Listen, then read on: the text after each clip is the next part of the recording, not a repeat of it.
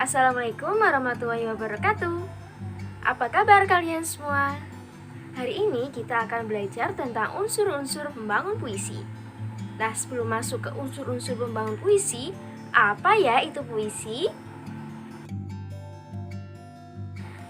Jadi, puisi adalah suatu karya sastra yang terikat oleh rima ataupun dalam penggunaan bahasanya menggunakan bahasa konotatif atau bukan bahasa yang sebenarnya. Nah, di dalam puisi ini biasanya digunakan oleh penyair sebagai tempat untuk mengungkapkan pikiran atau perasaannya ke dalam sebuah tulisan. Yuk, sekarang kita masuk ke dalam unsur-unsur pembangun puisi. Unsur-unsur pembangun puisi terbagi menjadi dua, yaitu unsur intrinsik dan unsur ekstrinsik. Unsur intrinsik itu berkaitan dengan apa yang ada di dalam puisi, sedangkan ekstrinsik itu berada di luar puisi. Unsur intrinsik terbagi lagi menjadi 10 macam.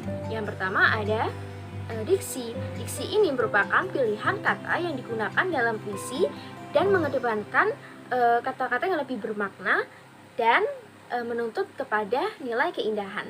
Yang kedua ada imaji atau citraan. Imaji ini berkaitan dengan fisik kita. Ada penglihatan atau mata, pendengaran yaitu telinga, penciuman yaitu hidung, dan rambaan atau sentuhan pada tangan. Selanjutnya yang ketiga bahasa kiasan. Bahasa kiasan itu berkaitan dengan gaya bahasa. Gaya bahasa ini ada gaya bahasa penegasan, pengulangan, sindiran. Nah, gaya bahasa itulah yang bisa kita gunakan dalam menulis puisi. Selanjutnya ada yang keempat, ada kata konkret. Kata konkret ini adalah kata-kata yang benar-benar dapat membuat pembaca bisa seakan-akan melihat, mendengar, ataupun merasakan. Yang selanjutnya ada rima. Rima atau ritma ini merupakan pengulangan bunyi yang berada di akhir kalimat dalam puisi. Misalnya, kata kalimat ketiga berbunyi syukur, kalimat keempat berbunyi syukur. Nah, syukur dan syukur merupakan pengulangan bunyi yang sama. Selanjutnya, ada tipografi puisi.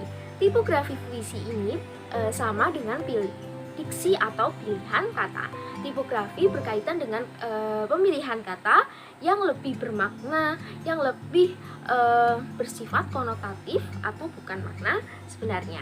Selanjutnya ada tema. Tema ini tentunya berkaitan dengan ide pokok atau pokok bahasan dalam apa yang sedang ingin kita buat dalam sebuah puisi.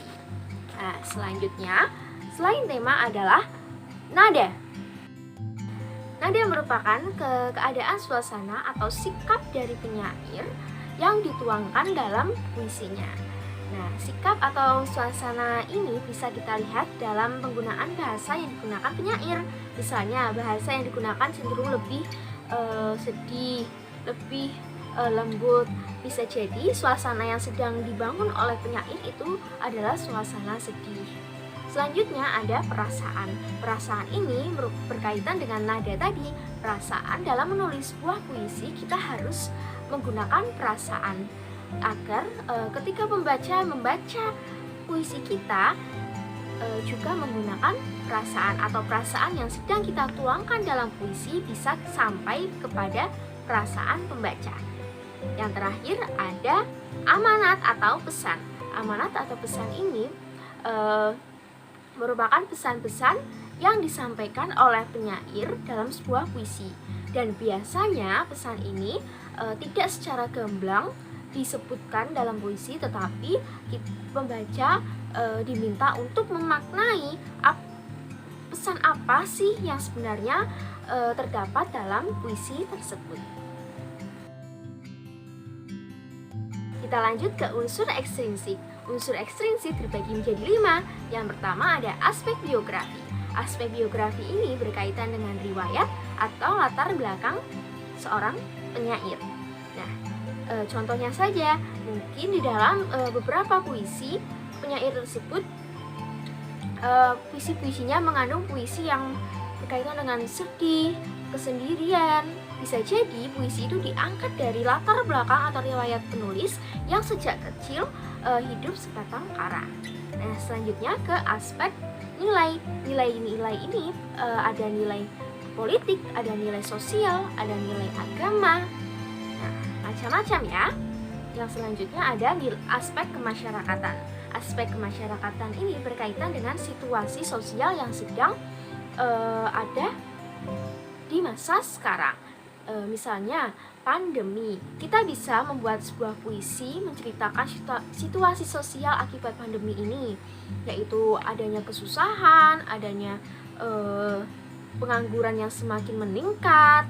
Nah, selanjutnya ada aspek historis. Aspek historis berkaitan dengan masa lampau atau puisi-puisi seperti puisi kemerdekaan, puisi penjajahan dahulu. Nah, yang terakhir ada aspek psikologis. Aspek psikologis ini berkaitan dengan kejiwaan dari seorang penyair. Kejiwaan ini bermacam-macam ya. Ada mungkin kejiwaannya sedang berbahagia, ada sedih, ada marah, dan masih banyak lagi.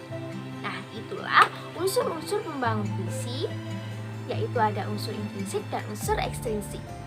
Semoga dari video ini bisa bermanfaat bagi kalian ya. Sekian dari saya, terima kasih. Wassalamualaikum.